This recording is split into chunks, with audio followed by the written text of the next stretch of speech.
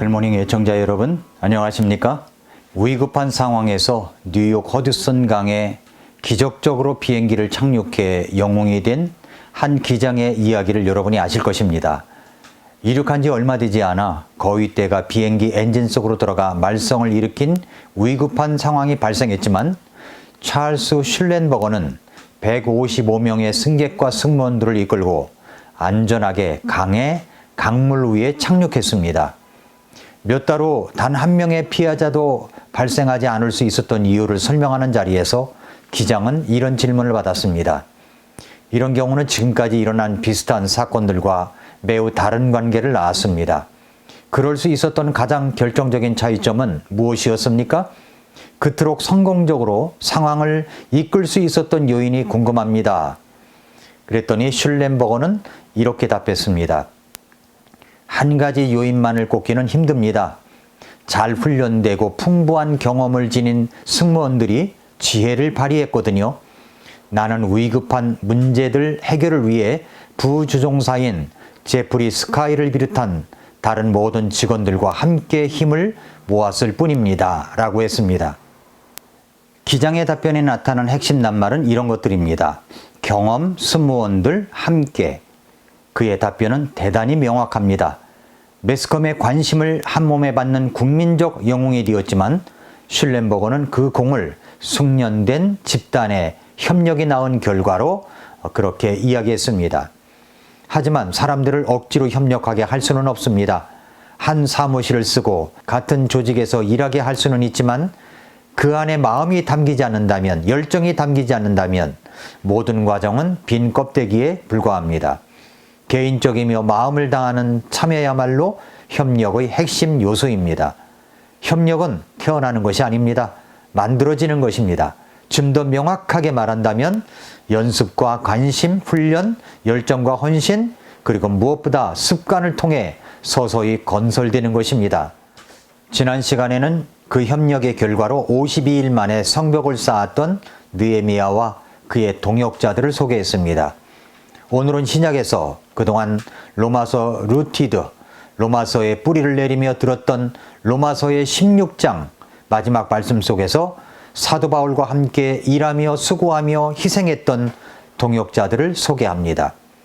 오늘 본문 로마서 16장에 보면 사도 바울이 자신의 사역 속에서 함께했던 사람들의 이름을 언급합니다. 이 모든 사람들이 교회를 세우기 위하여 협력했던 사역자들의 이름들입니다. 이 모든 사람들이 주님의 순수한 복음을 가지고 사람들의 생명을 살리기 위한 일에 헌신된 사람들이었습니다.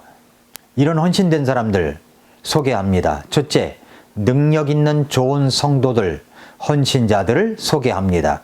로마서 16장 1, 2절에 보면은 내가 겐그레아에 있는 교회의 종 우리의 자매 베베를 너희에게 추천하노니 너희는 주 안에서 성도의 마땅한 도리로 그녀를 받아들이고 무슨 일에서든지 그녀가 너희를 필요로 하거든 그녀를 도울지니라. 그녀가 많은 사람과 나의 구주자가 되었느니라 라고 했습니다. 사도 바울이라는 지도자 주변에 좋은 성도들이 참 많았습니다. 지도자와 성도와의 관계에 대해서 오케스트라 지휘자와 단원들과의 관계를 생각하면 이해하기가 쉽습니다. 세계적인 지휘자 가운데에는 완벽함과 치열함으로 최고를 이끌어내는 지휘자 토스카니니가 있고 또 단원들을 항상 믿어주는 폰 카라얀이 있고 단원들을 지휘하면서 칭찬을 아끼지 않은 본스타인, 최고의 자리에서도 좋게 변하는 모습을 보여준 무티 등이 있습니다. 그들은 이렇게 말합니다. 연주자들은 대부분의 시간을 악보를 보면서 연주하다가 자신의 필요에 따라 아주 짧은 순간 잠시 지휘자를 보고 연주합니다. 라고 했습니다. 그렇습니다. 이것은 교회 사역을 하는데도 마찬가지입니다. 성도들은 대부분의 시간을 우리의 영적인 악보인 성경 말씀을 보면서 일해야 하고 생활해야 합니다. 그런데 생활이라는 이 사역이라는 연주를 할 때 지휘자를 가끔 봐야 합니다. 그때야 아름다운 하모니를 이룬 연주가 가능한 것입니다. 오스트리아 출신으로 19세기 당시 위대한 작곡가이자 오케스트라 지휘자로 칭송받은 구스타프 말러라는 사람이 있습니다. 이분이 말하기를 음악의 가장 중요한 것은 악보에 없다라는 말을 남겼습니다. 악보에는 음피어, 박자, 강약, 빠르기 등 그 곡을 연주하는 데 필요한 모든 것이 들어 있습니다. 하지만 음악을 표현하는 데 가장 중요한 얼마큼이 없습니다. 얼마큼 빠르게 할지, 얼마큼 강하게 할지에 따라서 음악의 해석이 달라지기 때문입니다. 연주자들은 지휘자가 그 얼마큼을 표현할 때 그 지휘자를 다르게 보게 되는 것입니다. 바울의 사역에 있어서 이런 연주자들이 있었습니다. 바로 베베 자매입니다. 그녀는 고린도 지방의 겐그레아라는 항구 출신입니다. 그는 교회 일꾼이었습니다. 바울의 문안 인사에는 자매들 이름이 많이 나옵니다. 베베, 브리스가, 마리아, 유니가, 드르보사, 버시, 두르베나, 루프와 그의 어머니, 율리아와 그 자매, 이렇게 기록된 이름들 3분의 1 정도가 자매들입니다. 이것은 그 당시에 엄청난 혁명적인 것이었습니다. 유대인 남자들이 아침마다 감사 기도 중에 하나가 여자로 태어나지 않은 것을 감사했는데 그 당시에는 여자는 사람 취급을 하지 않았던 시대였습니다. 그 당시에 로마의 철학자 세네카는 여자도 사람인가? 라는 주제를 가지고 논쟁했다는 기록도 있습니다. 그러나 성경은 남녀 차별이 없습니다. 그 당시만 해도 남녀 간의 차별이 엄청났습니다. 그러나 하나님 나라의 확장과 복음 증거를 하는 데 있어서는 남자들보다 여자들 역할이 더 컸다는 것을 성경에서 찾아볼 수가 있습니다. 베베는 일꾼이었습니다. 그녀는 기록된 로마서를 로마 교회에 전달해주는 역할을 하였습니다.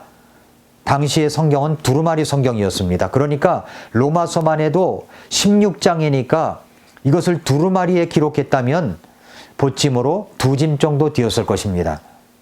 정말 이 귀한 편지를 베베에게 맡겼습니다. 베베는 사도 바울이 크게 신임했던 자매였습니다. 그렇습니다. 우리는 베베처럼 크게 신임받고 자신있게 추천을 받을 수 있는 귀한 믿음의 사람이 되어야 하는 것입니다. 교회는 목회자가 이렇게 신임하고 추천할 수 있는 사람이 있을 때 교회가 영적으로 든든해질 수가 있습니다. 그 자매님은 또 어떤 일을 했습니까? 2절에 보면은 이런 말씀이 있습니다. 너희는 주 안에서 성도의 마땅한 도리로 그녀를 받아들이고 무슨 일에서든지 그녀가 너희를 필요로 하거든 그녀를 도울지니라. 그녀가 많은 사람과 나의 구조자가 되었느니라 했습니다. 이 말은 구조자, 경제적 후원자가 되었다는 말입니다. 사도 바울은 처음에는 자비량 선교를 했습니다. 천막을 만들어 돈을 벌어가면서 했습니다. 그러나 나중에는 그렇게 할 수가 없었습니다. 후원자들이 있었던 것입니다. 그 재정적인 필요를 채워준 사람이 바로 베베였습니다. 베베. 예수님과 제자들이 복음을 증거할 때 그 사역의 비용이 얼마나 들었을까 여러분 생각해 보셨습니까? 식대만 계산해 보시면 한 끼당 식재료비가 한 사람당 5,000원이 든다고 해봅시다. 예수님과 12제자가 한 끼를 해결하려면 5,000원씩 13명, 한 끼에 65,000원이 듭니다. 세 끼 값이 195,000원입니다. 한 달이면 약 600만 원, 1년이면 7,200만 원이 넘습니다. 예수님과 그 제자들은 돈을 버는 사람들이 아니었습니다. 그런데 이 비용을 누가 대는지 아십니까? 누가복음 8장 2절부터 3절에 보니까 예수님과 제자들의 사역 비용을 대준 스폰서, 후원자들이 있었습니다. 또한 악한 영들과 병약함에서 고침을 받은 어떤 여자들, 곧 몸속에서 7마귀가 나간 자로 막달라라 하는 마리아와 헤롯의 청지기 구사의 아내 요한나와 또 수산나와 다른 많은 사람들이 자기 재물로 그분을 섬겼더라 했습니다. 이런 헌금이 있었기 때문에 예수님과 그 제자들의 사역이 가능했다는 말입니다. 교회는 항상 필요들이 있습니다. 우리 교회도 필요가 있습니다. 큰 필요도 있고 작은 필요도 있습니다. 필요가 있을 때마다 힘을 다하여 드리는 성도들이 있습니다. 저희 교회는 아직은 내 건물이 없습니다. 건물에 필요가 있습니다. 때가 되면 하나님께서 주실 줄 믿습니다. 그럼에도 우리는 몽골의 땅을 사고 예배당을 짓고 2 선교사 가정을 후원하고 있습니다. 그러나 우리는 또한 우리의 미래를 준비해야 합니다. 그런데 오늘 본문에는 사도 바울을 누가 도왔습니까? 베베가 도왔습니다. 베베가. 교회는 바로 이런 자매님들이 많을 때, 유력한 사람들의 후원과 드림이 있을 때 그 아름다운 믿음과 헌신으로 주의 일을 할 수 있는 것입니다. 로마 교회는 든든한 교회였습니다. 이런 성도들이 있었기 때문입니다. 뒷바라지 하는 성도들입니다. 묵묵히 자기 일에 충성하는 성도들입니다. 희생을 하더라도 나 희생했다고 티를 내지도 않으면서 묵묵히 자기 일에 최선을 다하는 성도들이 있을 때 교회는 건강하게 잘 자라갈 수 있습니다. 교회는 교리적으로도 든든히 서가야 합니다. 이것은 담임 목사와 성도들의 굳은 믿음으로 서갈 수 있습니다. 그런데 교회의 섬김의 자리에 서서 해나갈 수 있는 것은 성도님들 가운데 누군가가 그 일을 해야 하는 것입니다. 교회는 베베 같은 분들이 있어야 합니다. 둘째로 자기 목숨까지 내놓아가면서 일했던 사람들이 있습니다. 3절, 4절을 보십시오. 그리스도 예수님 안에서 나의 협력자들인 브리스길라와 아굴라에게 인사하라. 그들은 내 생명을 위하여 자기 목까지도 내놓았나니 나뿐만 아니라 이방인들의 모든 교회들도 그들에게 감사하느니라 라고 했습니다. 이 브리스가와 아굴라는 사도행전 18장 2절에서 사도 바울과 만난 부부입니다. 브리스길라와 아굴라는 사도 바울에게 있어서는 엄청 소중한 사람들이었습니다. 왜냐하면 사도 바울이 어떤 지역에 가서 복음을 전하려고 할 때 미리 가서 그 복음 전할 준비를 다 해놓는 사람이었기 때문입니다. 우리는 이사를 할 때 어떤 기준으로 이사를 합니까? 경제적인 것을 고려해서 또 환경 때문에 이사를 할 것입니다. 또 학군 때문에도 할 것입니다. 오늘 본문에 나오는 브리스길라와 아굴라는 복음 때문에 이사를 하는 사람들이었습니다. 봉사를 많이 해야 하기 때문에, 교회에 자주 가서 기도를 해야 하기 때문에, 복음을 증거해야 하기 때문에 그 필요에 따라 이사를 하는 사람이었습니다. 그뿐만 아니라 브리스길라와 아굴라는 사도 바울을 위해서라면, 자신의 영적 지도자를 위해서라면 자기 목숨까지도 내놓았던 사람들입니다. 5절 말씀에 또한 그들의 집에 있는 교회에도 인사하라고 했는데 그들의 집이 교회였습니다. 가정을 개방해서 교회로 사용한 것입니다. 가정교회죠. 당시에는 건물을 가진 교회가 없었습니다. 전부 다 가정교회였습니다. 어느 한 가정을 개방한 곳에서 예수 그리스도의 이름으로 모이면 그곳이 바로 교회였던 것입니다. 교회 이름은 어떻게 됐을까요? 브리스길라와 아굴라 교회, 이렇게 지었을지도 모릅니다. 이렇게 부부가 함께 교회를 위하여 충성된 일꾼이 되었습니다. 세 번째로는 성경은 많이 수고한 사람들을 알아준다는 사실을 우리가 기억해야 됩니다. 6절을 보면은 우리를 위해 많이 수고한 마리아에게 인사하라 라고 했고요. 12절에서는 주 안에서 수고하는 드루베나와 드르보사에게 문안하라. 주 안에서 많이 수고한 사랑하는 버시에게 문안하라 라고 했습니다. 우리 주님은 수고한 사람들을 알아주십니다. 뿐만 아니라 많이 수고한 사람을 언급하면서 알아주십니다. 교회에서 어떤 봉사와 헌신을 하다가 몸살이나 며칠 동안 알아 누웠던 분도 있습니다. 주님께서 그 수고를 알아주십니다. 같은 수고를 해도 많이 수고한 사람들을 우리 주님은 그냥 지나치지 않으십니다. 사도 바울도 사실 많이 수고한 사람이었습니다. 그런데 그는 어떻게 이야기합니까? 고린도전서 15장 10절에 보면은 하나님의 은혜로 내가 지금의 내가 되었으니 내게 베푸신 그분의 은혜가 헛되지 아니하여 내가 그들 모두보다 더 많이 수고하였으나 내가 아니요 오직 나와 함께 하신 하나님의 은혜로다 라고 했습니다. 많이 수고한 사람들의 특징이 있다면 하나같이 겸손하다는 것입니다. 하나님의 은혜로 했다고 말합니다. 하나님은 많이 수고한 사람을 알아주십니다. 성경은 그런 사람을 기록하는 것을 빼놓지 않으셨습니다. 우리 주님 앞에 가서 설 때 많이 수고한 사람을 그냥 지나치지 않으실 것이라고 믿습니다. 많이 수고하신 분 명단을 부르겠습니다 라고 하지 않을까요? 네 번째로 협력자들을 언급하십니다. 3절과 9절을 보십시오. 그리스도 예수님 안에서 나의 협력자들인 브리스길라와 아굴라에게 인사하라. 또 9절 그리스도 안에서 우리 협력자인 우르바노와 나의 사랑하는 스타구에게 문안하라 라고 했습니다. 이렇게 협력자들을 언급하고 있습니다. 교회는 혼자 그 일을 이루어가는 것이 아닙니다. 성장하는 교회를 보면요, 삼박자가 맞아떨어집니다. 담임 목사의 리더십이 있어야 합니다. 그리고 담임 목사를 도와서 일하는 스태프들이 좋아야 됩니다. 그리고 성도들이 좋아야 됩니다. 고린도후서 8장 23절에 보면은 디도에 대하여 누가 묻는다면 그는 나의 동반자요 너희를 위한 동료 협력자며 또 우리 형제들에 대하여 묻는다면 그들은 교회들의 사자들이요 그리스도의 영광이니라 라고 했습니다. 성도님들의 동역의 헌신이 뛰어나야 합니다. 오늘 말씀처럼 협력자가 있어야 된다는 말입니다. 그렇게 될 때 교회는 성장하고 건강하게 자라갈 수가 있습니다. 다섯 번째로 복음을 전하다가 갇힌 사람들도 있습니다.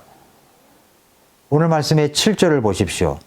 7절 보니까 내 친족이여 나와 함께 갇힌 자들인 안드로니고와 유니아에게 문안하라. 그들은 사도들 가운데서 주목받고 있으며 또한 나보다 먼저 그리스도 안에 있었느니라 라고 했습니다. 복음을 전하다가 교회 사역을 하다가 감옥에 갇힌 사람들도 있었습니다. 그때 당시에는 교회에 대한 핍박이 심했기 때문에 이런 일이 일어났습니다. 지금도 중국이나 북한을 보면 복음을 전하는 것이 그렇게 쉬운 일이 아닙니다. 그 목숨을 걸어야 됩니다. 감옥에 갇히고 죽고 수용소에 들어가 굶어서 죽고 처형을 당하는 사람들이 있습니다. 지금도 북한에서는 예수님을 믿는다는 것은 죽음을 각오하는 일입니다. 죽기로 작정하는 것과 똑같은 것입니다. 거기 예수 믿는다는 것은 죽기로 작정하는 것과 똑같은 것입니다. 이제 마지막 결론을 맺겠습니다. 복음 사역과 주님의 몸된 교회를 위해서 우리가 할 수 있는 일이 무엇입니까? 자, 그렇다면 이제 정리를 해보겠습니다. 우리가 복음을 위해서, 교회를 위해서 우리가 협력하며 일할 수 있는 것이, 협력하며 할 수 있는 일이 무엇입니까? 첫째로는 물질로 돕는 일입니다. 둘째로 기도로 돕는 일입니다. 셋째로 복음을 직접 전하면서 함께 사역을 하며 헌신 봉사하는 일입니다. 그러므로 셋 중에 하나는 하십시오. 물질로 돕든지, 자, 물질로 돕겠습니까? 힘써 도우십시오. 하나님께서 여러분을 축복하실 것입니다. 기도로 도우십시오. 담임 목사와 교회 사역을 위하여 기도하는 기도꾼이 되시기 바랍니다. 직접 복음 사역을 위한 일에 참여하십시오. 복음을 전하기 위해서 해야 할 수 있는 일들이 많이 있습니다. 그러므로 먼저 구령자가 되어 주십시오. 허드렛 일도 있습니다. 허드렛 일도 있습니다. 어떤 일이든 그것이 복음을 전하는 일에 참여하는 것입니다. 그리고 무엇보다 사랑으로 함께 하시기를 바랍니다. 사랑으로 모든 것을 대하면 모든 것이 사랑스럽게 희생하는 기쁨을 누릴 수 있습니다. 사랑하는 성도 여러분, 애청자 여러분, 우리는 함께 협력하고 연합해야 합니다. 나를 구원하신 그 주님께서 세우신 주님의 몸된 교회를 세우는 데 있어서, 주님이 말씀하신 지상명령을 이루는 데 있어서 우리는 서로 협력하고 연합해야 합니다. 혼자서는 그 일을 이룰 수가 없습니다. 우리는 한 사람도 예외됨이 없이 모두 함께 협력해야 합니다. 주님 앞에 서는 날 여러분의 이름을 부르며 상급을 받는 광경을 상상합니다. 2022년도 여러분의 헌신과 수고를 기대합니다. 협력하면 위대한 일을 이룰 수 있습니다. 오늘도 미라클 모닝입니다.